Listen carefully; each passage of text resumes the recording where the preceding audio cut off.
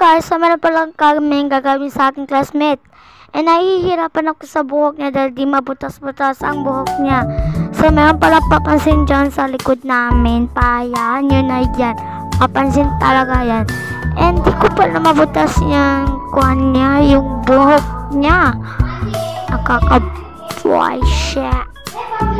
So, ngayon pala mag-vlog na kami. Di ka man naka-intend. Hindi pa nga sa far away, parang di ka na-grade 2.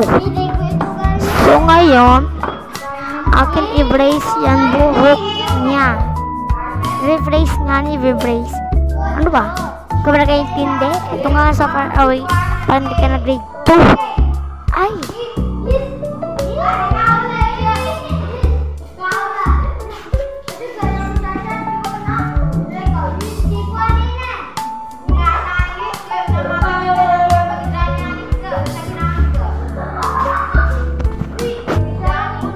Nahirapan pala ako i-brace yung buhok niya dahil di siya nakaka-bullshit.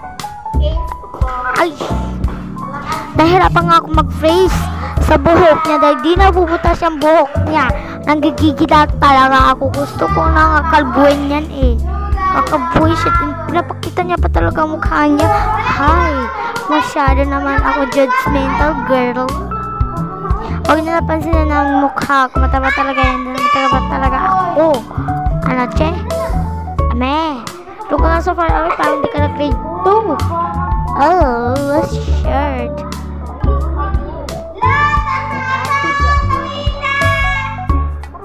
Pinapakita pa talagang kamay. Ang itim naman na kamay niya. Mas maputi pa yung kamay ko. Uy!